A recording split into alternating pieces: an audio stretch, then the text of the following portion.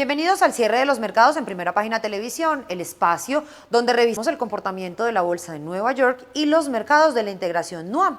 Comenzamos esta emisión con el cierre de Wall Street, quien ya finalizó su jornada este lunes 5 de enero. Así las cosas, les comento que el Dow Jones de Industriales subió un 0,14% hasta las 48.451 unidades. Por su parte, el Standard & Poor's 500 también registró un alza. Esta fue de 0,64% hasta las 6.902 unidades. Y el Nasdaq cerró con un ascenso del 0,69% hasta las 23.395 unidades. Las acciones estadounidenses subieron con fuerza este lunes tras la acción militar de Estados Unidos en Venezuela y la captura de Nicolás Maduro en un movimiento en los mercados interpretaron como de impacto geopolítico controlado. Los precios del petróleo también registraron avances moderados. Las acciones del sector energético lideraron las ganancias ante las expectativas de una eventual reconstrucción de la infraestructura petrolera venezolana. Chevron subió 5% y fue considerada la principal beneficiada por su presencia en el país, mientras ExxonMobil avanzó 2%. Las empresas de servicios petroleros Halliburton y SLB escalaron 9% y 10% respectivamente. Y el ETF energético XLE ganó 3%. También destacaron las alzas en el sector financiero con fuertes avances en Goldman Sachs y US Bancorp. Pese al fuerte repunte de las acciones, los inversores también buscaron cobertura en activos refugio, como el oro subiendo casi 3% y el Bitcoin operando por encima de los $94.000. Analistas señalan que aunque se trata de un evento geopolítico relevante, el mercado se mantiene centrado en las expectativas sobre la Reserva Federal, los beneficios empresariales y un entorno de riesgo que por ahora sigue siendo favorable de cara a 2026. Tras revisar esta información, veamos cómo cerraron los mercados de la integración NUAM, iniciando con la Bolsa de Valores de Colombia. Así las cosas, les comento que en la jornada de este lunes, el MSCI NUAM finalizó con un ascenso del 3,03%. El Colir avanzó 2,57% y el MSCI Colcap ascendió 3,15%, es decir, la bolsa de valores finalizó alza y las tres principales acciones que subieron este día fue ISA, Grupo Sura y Ecopetrol. ISA finalizó con un ascenso del 7,20%, Grupo Sura con un ascenso del 6,24% y Ecopetrol ascendió 5,21%. Revisemos ahora las acciones que más bajaron en la jornada. Fue BHI con una caída del 1,64%. En segundo lugar aparece Promigas con un descenso del 1,08% y en tercer lugar en caídas está Grupo Argos con un descenso del 0,93%. Así como pudimos ver, la acción de Ecopetrol fue la tercera que más avanzó con un 5,21% y se negoció en los 2.020 pesos. El título de la petrolera estatal no rondaba los 2.000 pesos desde marzo de 2025. El movimiento está apoyado en el repunte del precio internacional del petróleo, con el Brent subiendo más del 1,5% y cotizándose en torno a los $61,7 por barril, lo que ha dado soporte a las acciones del sector energético. Este mejor tono del crudo se traslada directamente a la petrolera estatal, que reacciona con mayor volumen de negociación en la bolsa colombiana. El contexto internacional también juega un papel clave, pues analistas siguen atentos a la situación en Venezuela, donde se discute un eventual mayor control de Estados Unidos sobre la producción petrolera, aunque este escenario podría implicar en el mediano plazo un aumento de la oferta global y presiones a la baja en los precios del crudo. El mercado interpreta que es un proceso que tomará tiempo. Por ahora, el alza del petróleo y la expectativa sobre cambios en el mapa energético regional impulsan a Ecopetrol a sus mejores niveles. Para 2026, el programa de creadores de mercado del Ministerio de Hacienda tendrá 13 entidades y no 14. La salida se da por la exclusión de Banco da Vivienda, que no cumplió el requisito mínimo de adjudicación de títulos de deuda pública en el mercado primario durante el periodo de calificación 2025. La norma exige alcanzar al menos el 3,85% de las colocaciones de primera vuelta umbral que, según la información remitida por el Banco de la República al Ministerio de Hacienda, no fue alcanzado por Davivienda. La resolución aclara que ninguna entidad solicitó retirarse voluntariamente del programa. Con esta decisión se reduce el número de participantes del llamado Club de Creadores de Mercado, que para 2026 estará integrado por Bancolombia, Banco de Occidente, Banco Santander de Negocios, BBVA Colombia, JP Morgan Colombia, Citibank, Itaú Colombia, Credit Corp Capital Colombia, Corfi, Banco de Bogotá, Banco Agrario y Banco GNB Sudameris. En este listado, Scotiabank Colpatria aparece bajo su nueva razón social, DaviBank. El programa es clave para la colocación de deuda del gobierno, ya que define qué entidades participan activamente en las subastas primarias y en la formación de precios de los títulos públicos. Ahora vamos a revisar el comportamiento de Chile. En la Bolsa de Chile, el IPSA, que recordemos que es el índice de precios selectivos de acciones y este mide las variaciones de precios de las empresas emisoras, tuvo un ascenso del 2,54% hasta las 10.693 unidades. Respecto a las noticias, la Bolsa de Santiago vivió una jornada histórica este lunes. El SIP IPSA subió 2,5% y cerró en 10.693 puntos, el nivel más alto de toda su historia y el primer cierre récord 2026. El movimiento estuvo impulsado por un fuerte apetito global por renta variable, nuevos máximos en el precio del cobre y alzas generalizadas en los mercados internacionales. En 2025, el índice ya había marcado 72 récords y este nuevo hito confirma la continuidad del rally en el mercado chileno. El avance se dio en línea con las bolsas de la región y Wall Street. En América Latina destacaron Perú y Colombia, mientras en Estados Unidos subían el Dow Jones, el S&P 500 y el Nasdaq. Dentro del IPSA lideraron las alzas acciones ligadas al consumo, centros comerciales, minería y aerolíneas, con papel destacado de Mall Plaza, Parque Arauco, LATAM y SQM. Analistas coinciden que el factor clave fue el repunte del cobre y el buen tono global, mientras que los hechos políticos en Venezuela tuvieron un impacto marginal en el mercado local. El precio récord del cobre ya empieza a tener efectos directos en la minería chilena. Más de 600 trabajadores de la mina Montoverde, en la región de Atacama, iniciaron una huelga tras no alcanzar acuerdos en su negociación colectiva en un contexto marcado por las fuertes alzas del metal rojo. La paralización coincidió con un nuevo máximo histórico del cobre que alcanzó por primera vez los $13.000 por tonelada en la Bolsa de Metales de Londres, luego de cerrar 2025 con un alza anual de 42%, la mayor desde 2009. El conflicto laboral en Mantoverde, faena controlada por Capstone Copper y Mitsubishi, se suma a otros factores que tensionan el mercado, como distorsiones en inventarios, riesgos arancelarios en Estados Unidos y temores de escasez de suministro. Analistas advierten que estas disrupciones podrían profundizarse en 2026 con un eventual déficit global de cobre superior a las 100.000 toneladas en un escenario donde Chile sigue jugando un rol clave en la oferta mundial del metal. Seguimos con más noticias chilenas. Chile se prepara para abrir el calendario de emisiones internacionales de América Latina en 2026 con una nueva colocación de bonos soberanos en dólares y euros. El plan contempla bonos en euros a 6 años, instrumentos vinculados a sostenibilidad a 10 años y bonos en dólares con vencimiento a 5 años. La operación marca el regreso del país a ambos mercados en un contexto de mayores necesidades de financiamiento y déficit fiscales persistentes. La emisión será clave para definir cuánta de la deuda autorizada para 2026 se tomará en el exterior y cuánta en el mercado local, en un escenario donde la deuda pública sigue aumentando y el mercado observa el cumplimiento de las metas fiscales. La colocación contará con la participación de bancos internacionales como Credit Agricole, JP Morgan, Banco Santander y Societe Generale y servirá como referencia para el resto de emisiones soberanas de la región en 2026. Ahora vamos a mirar el comportamiento de Perú.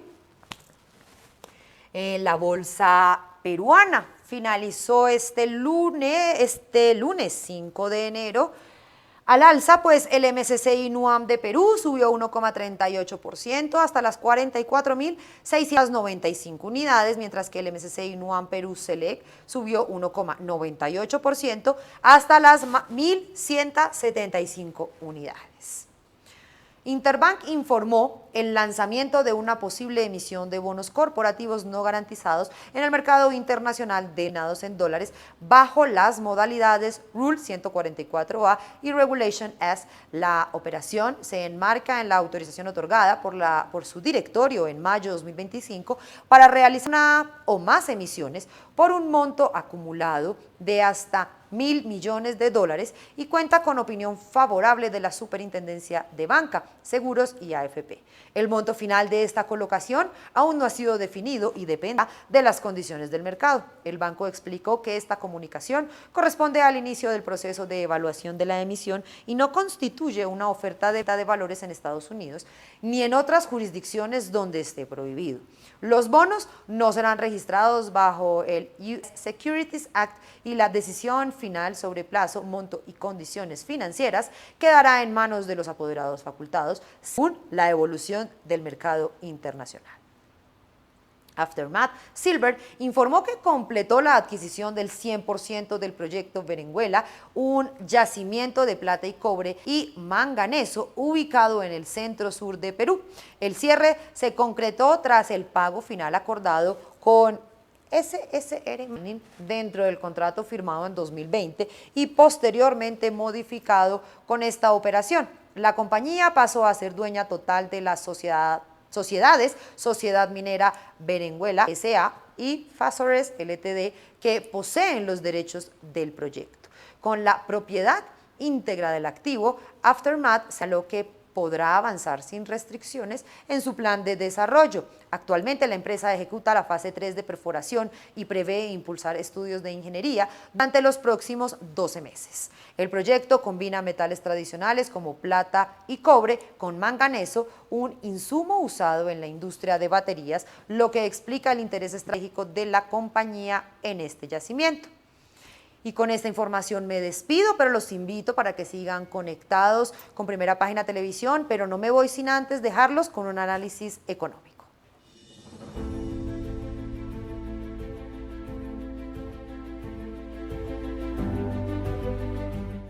Muy buenas tardes a todos. Les damos la bienvenida a nuestro primer weekly del año 2026, donde vamos a revisar los principales movimientos de mercado, datos económicos y noticias publicadas la semana pasada.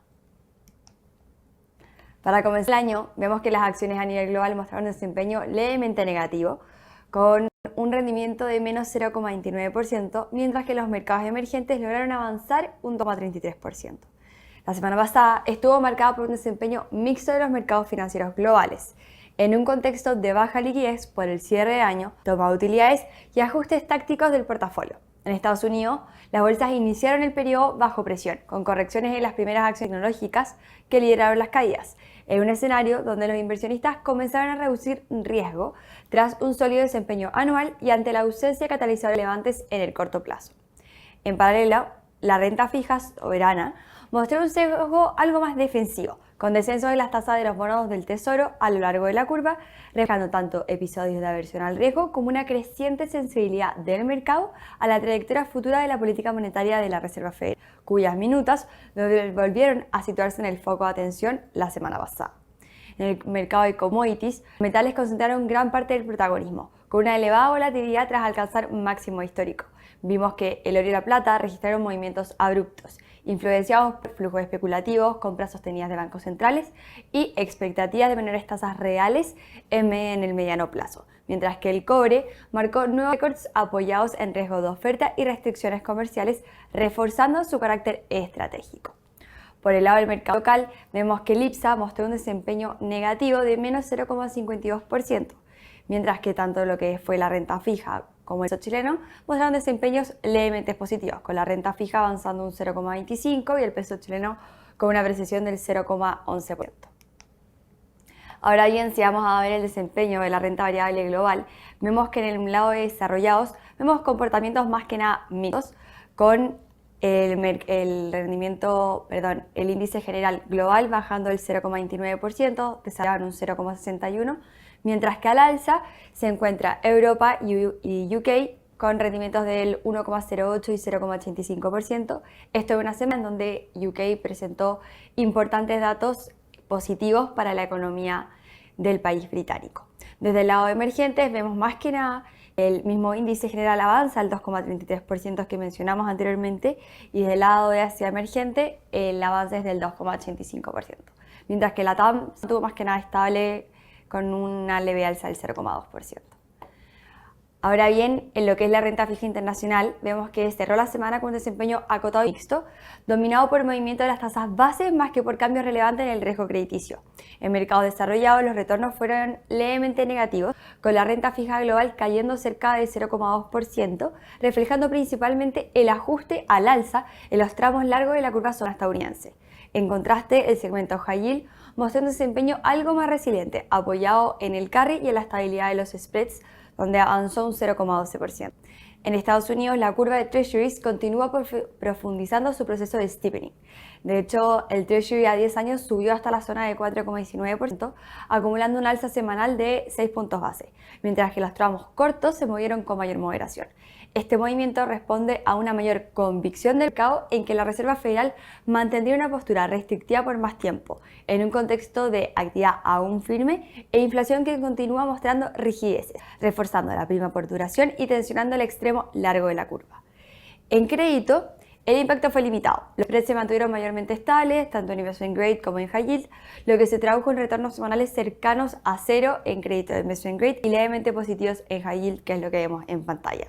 La deuda corporativa internacional, vemos que high yield estadounidense avanzó alrededor de 0,2, mientras que el segmento de investment grade mostró un retroceso marginal, consistente con esta alza de tasas base. En Europa la dinámica fue bastante similar, con las tasas largas también presionadas al alza y spread sin señales de deterioro. En mercados emergentes, por otro lado, el desempeño fue algo más favorable, especialmente en high yield, que avanzó un 0,09%, apoyado en el carry y una menor sensibilidad a los movimientos de tasas largas. En contraste, la deuda emergente de mayor grado de inversión mostró retornos levemente negativos, reflejando una mayor duración y exposición al movimiento de la curva estadounidense. Desde el lado de las divisas, vemos que los mercados desarrollados, movimientos más que nada negativos para todas las monedas, más que nada destacando el dólar neozelandés, que se depreció un 1,17%, mientras que el dólar logró avanzar un 0,41%. Desde el lado emergente, mencionar esta fuerte depreciación que vimos en el peso mexicano con una baja del 2,07%. ¿Por qué pasó esto? Durante la semana pasada vimos que se reportó de alguna manera la minuta de la última reunión del Banco Central en el país, donde asocian que la preocupación que tiene el país frente a problemas fiscales y una fuerte deuda que están enfrentando ellos mismos, así como también en el mismo país, esto en Colombia, se vio que esta alza de 24% en el sueldo mínimo también estuvo afectando a la economía del país latinoamericano. Por eso también vemos esta baja en la moneda colombiana, mientras que al alza destaca la fuerte apreciación del real en 2,19%. Nuestra moneda bastante estable con un rendimiento del 0,11% en la semana. Ahora bien, pasando al mercado de commodities, vemos un desempeño bastante mixto en sus principales componentes. Por un lado, vemos que el petróleo LTI subió un 1,02% durante una semana presionada por la perspectiva de un mercado global que se mantendrá sobreabastecido durante el inicio del 2026. A pesar de la incursión militar de Estados Unidos en Venezuela y la captura de Nicolás Maduro, el impacto real sobre los suministros inmediatos ha sido limitado, ya que la deteriorada infraestructura del país impide un rápido aumento en la producción. El mercado ha comenzado a reducir la prima por riesgo político al considerar que cualquier incremento significativo de los volúmenes venezolanos tomaría años en materializarse hacia 2030, ya que restablecer la producción requiere inversiones costosas. No obstante, informes sobre fondos de capital de hasta 2.000 millones de dólares y el alza en acciones de empresas petroleras sugieren una apuesta por la reconstrucción gradual del sector en un país que, aunque hoy aporta solo el 1% de la producción global, concentra cercano al 17% de las reservas mundiales. También es importante considerar que la OPEC ha decidido mantener sin cambio su producción para el primer trimestre del 2026, disipando los temores de un exceso inmediato de oferta. Por su parte, el gas natural retrocedió un 17,13%, presionado por la producción récord y pronósticos de clima cálido que produjeron una reducción en la demanda de calefacción. Por ende, el exceso de oferta y el tema superávit global mantiene los precios en una senda bajista. La libra plata registraron caídas de 4,43 y 8,18% respectivamente, luego una fuerte corrección explicada principalmente por una toma de ganancias tras un rally extremo impulsado por la demanda de activos de refugio y expectativa de recortes de tasas. Hacia comienzos del año, esta caída se corrigió parcialmente, con ambos metales avanzando al inicio de la semana debido a un repunte en la demanda de refugio ante el aumento de tensiones geopolíticas.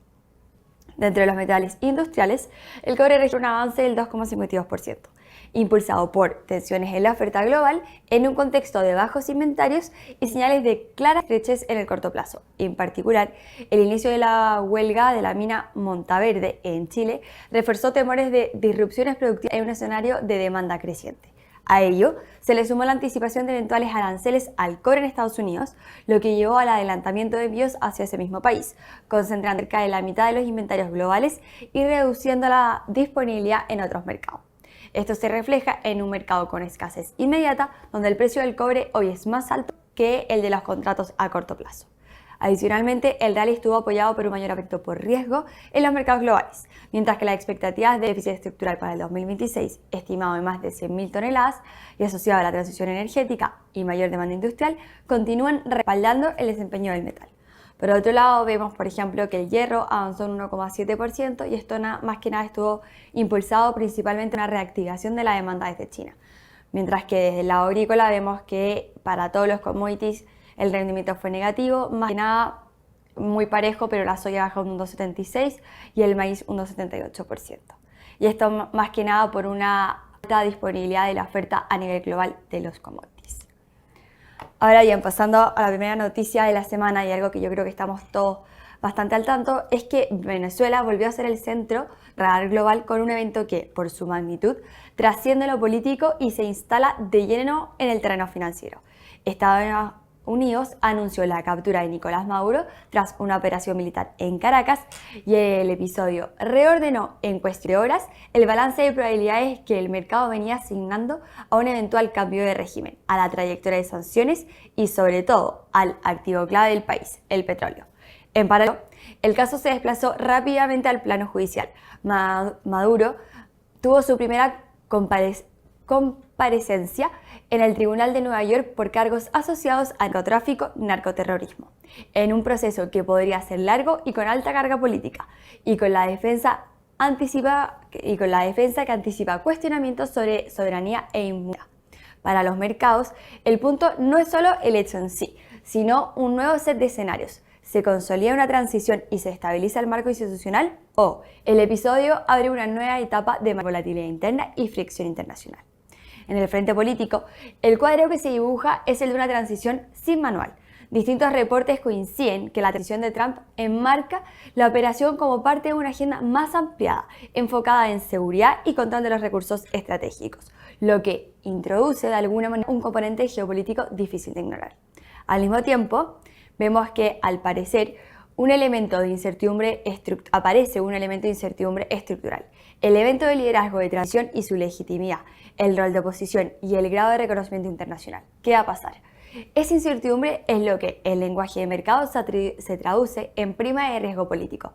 No basta un cambio abrupto. Lo relevante es que si se logra un equilibrio gobernable, este permita ejecutar las decisiones económicas y ofrezca un marco mínimo de reglas para inversión y comercio. Ahí entra el segundo gran eje, el petróleo. El crudo no solamente un commodity para Venezuela. Es la principal válvula de generación de divisas, el puente hacia cierta estabilidad macro y la pieza central de cualquier hoja de ruta de recuperación. La administración de Trump ha señalado su intención de impulsar una revitalización del sector petrolero venezolano con participación de compañías estadounidenses. Pero el mercado y los analistas del propio sector advierten que esto es un proyecto de años, no de semanas. De hecho, el mercado, más que nada, o informes del site, vemos que Bloomberg lo resume con una cifra que dimensiona el desafío. Reconstruir y levantar el output de forma significativa podría requerir inversiones de alrededor de $100 millones, considerando décadas de deterioro de infraestructura, subinversión y problemas operativos. En otras palabras, Venezuela puede tener un subsuelo extraordinario, pero el gran cuello de botella está sobre tierra. Seguridad física, mantenimiento, capacidad de transporte, reglas contractuales y estabilidad política. Incluso con interés de la industria, la toma de decisión de CAPEX exige algo muy básico: sobre quién gobierna, con qué respaldo y bajo qué marco legal y fiscal se operará. Además, el timing, claro que importa. El mercado petrolero global llega a 2026 con una narrativa de oferta relativamente holgada y con precios presionados, lo que eleva la vara para proyectos intensivos en capital, es decir, para que vuelva el dinero a Venezuela, y el retorno esperado debe compensar de alguna manera una incertidumbre que hoy es heroica. Donde el impacto fue más inmediato fue en el mundo de la deuda. De hecho, si uno ve los bonos venezolanos, vemos que están en default desde el 2019. Y estos reaccionaron con un rally fuerte. Reuters reportó alzas cercanas a 8 centavos por dólar en varios instrumentos, aproximadamente 20% intraday en algunos casos, y mencionan que el mercado veía espacio para un rebote adicional de hasta 10 puntos base, dado que el evento eleva la probabilidad de un proceso de normalización y eventualmente de negociación de acreedores. Este movimiento no es un optimismo bajo en sentido clásico, es una revalorización de escenarios. En distress, el precio no solo descuenta la capacidad de pago futuro, sino que también la probabilidad de acuerdo, tiempos, arquitectura legal y tratamiento entre clases de acreedores. Y aquí, la historia es especialmente compleja. Venezuela y el PDVSA concentran cerca de 60.000 millones en bonos impagos, pero si se incorporan los préstamos, arbitrajes y otros reclamos, las obligaciones internas podrían ubicarse en el rango de 150 a 170 millones de dólares. Eso explica por qué el mercado se entusiasma de alguna manera con la opción de reestructuración, pero también por qué el cambio, incluso en un escenario constructivo, sería largo y técnicamente exigente. A nivel macro, el punto crítico vuelve a ser el mismo de siempre: los dólares. En una economía donde el tipo de cambio es un termómetro social y financiero, cualquier estrés en el flujo petrolero tiende a amplificarse rápido, porque impacta en importaciones, precios internos y estabilidad. De alguna manera, el material menciona y vemos un ensanchamiento marcado entre el tipo de cambio oficial y el paralelo, con un pass-through alto a inflación en un contexto de transición y presión de caja. Ese es el tipo de dinámica que puede tensionar la gobernabilidad si no se estabiliza pronto el canal de divisas. Dicho de manera simple, sin petróleo monetizable y sin un régimen claro de exportación cobranza, la macro queda sin oxígeno y la política vuelve a ser más frágil. Finalmente, hay un tercer eje que el mercado no está ignorando, es que vendría del lado de la reacción internacional y el riesgo de coordinación. Hay indicios de críticas y llamados a discutir el episodio en instancias multilaterales, y este componente importa porque condiciona de sanciones hasta la posibilidad de programar una estabilización con apoyo externo. Si el proceso deriva en un esquema bilateral acelerado o en un enfoque que deje fuera a organismos tradicionales, podría acortar tiempos en algunos frentes, pero también abrir fricciones con otros acreedores y actores relevantes. En la práctica, los inversionistas van a exigir señales de reconocimiento, reglas para licencias, tratamientos de acreedores y un marco mínimo para la repartición de flujos y protección contractual. Con esto, el cierre financiero de la semana es claro. Venezuela está tradeando como un evento binario con una cola larga. El rally de bonos refleja que el mercado subió la probabilidad de un desbalance negociado. El petróleo refleja que el potencial existe, pero la ejecución será lenta y costosa, y el frente judicial y diplomático mantiene el nivel de incertidumbre elevado. Para los próximos días, vemos que el foco estará en 3 preguntas. ¿Qué pasa con el régimen de sanciones y licencias y la operatividad de las exportaciones? Si se configura una transición de gobernabilidad y hoja de ruta, y si El nuevo equilibrio político abre de forma creíble el camino hacia una reestructuración de deuda con reglas claras. Hasta que estas respuestas aparezcan, el mercado puede seguir con volatilidad, alternando entre el titular que entusiasma y la realidad operativa que exige tiempo y capital y estabilidad. De hecho, en línea con el petróleo, podemos ver en el lado izquierdo la producción de petróleo en Venezuela en miles de barriles diarios y vemos que cercano a la década de los 90 estábamos cerca de 3.500 barriles diarios, mientras que al día de hoy estamos en 995. En el lado derecho vemos lo que son las plataformas de perforación activas en pozos petroleros en Venezuela, que durante la década del 2010 veamos niveles cercanos a 80 plataformas de perforación, mientras que hoy activas solamente 2. Esto más que nada en línea con lo que revisamos del bono soberano y vemos que esta fuerte alza que se encuentra al final de la pantalla es producto de esta captura del expresidente Nicolás Maduro. Ya pasando al plano local, vemos que de alguna manera quedó algo opacado, pero el día viernes la actividad económica volvió a entregar una señal débil en noviembre en nuestro país. El crecimiento anual alcanzó un 1,2%, muy por debajo de lo que anticipaba el mercado del 2,2%. En términos desestacionalizados, la economía incluso se contrajo 0,6% mensual, reflejando un desempeño transversalmente negativo en casi todos los sectores, con la excepción del comercio. El IMASEC no minero retrocedió un 0,5% mensual, confirmando que noviembre fue un mes particularmente complejo para la economía china. Este resultado se alinea con el deterioro observado en el mercado laboral. Las cifras mostraron una pérdida neta de 14.900 empleos en el periodo agosto-noviembre, lo que empujó la tasa de desempleo ajustada estacionalmente hasta el 8,6% desde el 8,4%.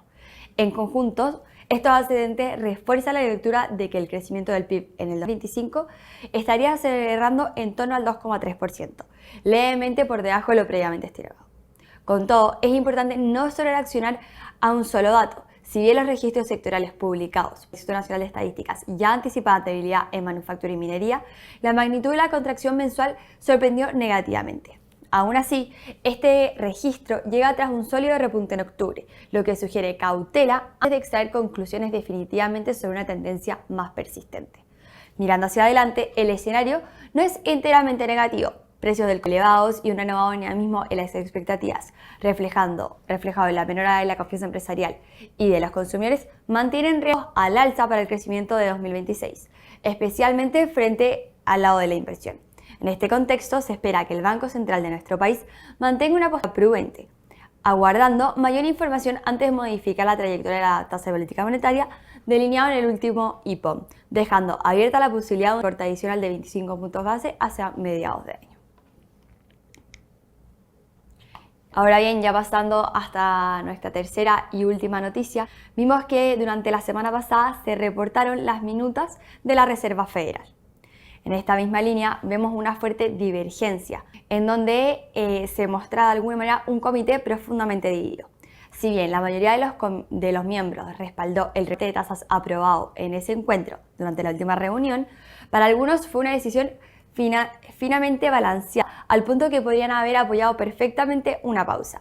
El debate refleja visiones muy distintas sobre cuán restrictiva sigue siendo la política monetaria, la velocidad con la que debería converger hacia un nivel neutral y especialmente sobre cómo evolucionará la economía en los próximos trimestres.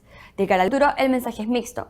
La mayoría de los participantes consideran que nuevos recortes serán probablemente apropiados, en línea con lo señalado en el dot plot de diciembre. Sin embargo, un grupo relativamente relevante prefiere mantener las tasas sin cambios por un periodo prolongado, argumentando la necesidad de evaluar los efectos rezagados de los recortes ya implementados y ganar mayor confianza en que la inflación convergerá de forma sostenible al objetivo del 2%. En materia inflacionaria, el tono también fue cauteloso. Muchos miembros anticipan que el impacto de los aranceles sobre la inflación de bienes irá perdiendo fuerza, reduciendo el riesgo de presiones persistentes. Aún así, varios participantes advirtieron sobre el riesgo de que una inflación todavía se mantiene algo elevada y es posible que se arraigue. Y alertaron de alguna manera que recortes adicionales prematuros podrían interpretarse como una señal de menor compromiso con la meta inflacionaria. El mercado laboral fue otro foco de atención. Varios funcionarios identificaron señales de mayor fragilidad, incluyendo un aumento del desempleo en sectores históricamente más sensibles al ciclo y el riesgo de que eventuales despidos eleven rápidamente la tasa de desempleo en un entorno de bajo dinamismo en la contratación. además de una creación de empleo centrada en pocos sectores menos cíclicos. Finalmente, las proyecciones internas del staff mostraron una ligera revisión a la baja de la inflación para el 2025-2026, junto con un crecimiento del PIB algo más dinámico en el mediano plazo y una tasa de desempleo que descenderá gradualmente. En este contexto, si bien la Fed podría mostrar reticente a recortar la tasa a comienzos del 2026, el escenario base apunta a que datos más débiles de inflación y empleo terminen erosionando esa resistencia, abriendo espacio para hasta 100 puntos base en recortes a lo largo del 2026. Ahora ya, de alguna manera, revisando el desempeño de las acciones de la semana, vemos que el S&P mostró un comportamiento mixto, en donde retrocedió un 1,03%. El segmento de semiconductores lideró las alzas gracias al creciente interés por soluciones vinculadas a la inteligencia artificial y centros de datos. En cambio, otras áreas tecnológicas y de consumo sufrieron fuertes correcciones, afectadas por tomas de ganancias, factores técnicos y sensibilidad a las expectativas de tasas de interés. Entre las principales alzas vimos Micron Technology, que avanzó un 10,76%. Vemos que la compañía, que es uno de los líderes en la fabricación de semiconductores de memoria, se benefició del creciente impulso en la demanda vinculada a centros de datos para inteligencia artificial, un factor que ha fortalecido las expectativas sobre precios y márgenes en el sector, consolidando el interés por parte de inversionistas. Intel Corp avanzó un 8,78% y se sumó al repunte del sector de semiconductores impulsado por el renovado interés en los fabricantes de chips. En el lado negativo, vemos que, por ejemplo, AppLovin retrocedió un 13,43%, convirtiéndose en uno de los peores desempeños de la semana. La compañía especializada en tecnología publicitaria para dispositivos móviles, a pesar de tener un sólido 2025, sufrió una fuerte corrección tras perder el premio móvil de 50 días, lo que intensificó las ventas técnicas. Desde el lado local, vemos que más que nada destacamos en el lado positivo Empresa Nacional de Telecom, que avanzó un 9,5%, seguida por Almendra, que incrementó en un 4,62%, e Inversiones a la Construcción en un 4,4%. Por el lado de las caídas, Clínica Las Condes registró un retroceso de 4,66%, explicado por la comunicación de la nueva administración respecto a hallazgos contables correspondientes a los ejercicios 2023-2024, lo que implica ajuste sano a 73 millones de dólares. Le siguió SQM, que cayó un 4,65% tras revertir alzas iniciales observadas luego del anuncio de Novandino, la sociedad conjunta Codelco para la explotación del litio en el Salar de Atacama hasta el 2060. Finalmente, ya pasando a los datos económicos de esta semana, vemos que en Estados Unidos hoy día se reportaron los datos de ISM de la empresa privada de ISM correspondiente a la de manufactura. Ya el día martes, datos relevantes que estaríamos pendientes van a ser los datos de PMI de S&P Global, también en el país estadounidense, mientras que en la misma línea también se reportarán datos de PMI, que son los precios de manufactura en la eurozona. Ya a mitad de la semana vemos que el día miércoles los datos estarán concentrados más que nada desde el lado del empleo con este reporte de la empresa de ADP. Finalmente, ya casi cerrando la semana, el día jueves tendremos datos súper importantes de precios para el productor en China y datos de precios al consumidor en el mismo país, donde vemos que el último dato, recordar que China presenta datos y preocupaciones desde el lado deflacionario, donde el último dato marcó un avance en el lado inflacionario para el consumidor de 0,7%. Y ya para cerrar la semana como broche de oro, estaremos al tanto de los datos del mercado laboral en Estados Unidos, datos súper importantes donde se espera una creación de empleo de 55.000 y una tasa de desempleo que baje al 4,5% desde el 4,6%. Con esto le queremos dar muchas gracias a todos por su atención. Nos vemos el próximo lunes en una nueva versión de nuestra edición semanal. Recuerden que ante cualquier duda o requerimiento, nuestros canales de atención están siempre muy abiertos para ayudarlos. Que tengan un muy buen inicio de año.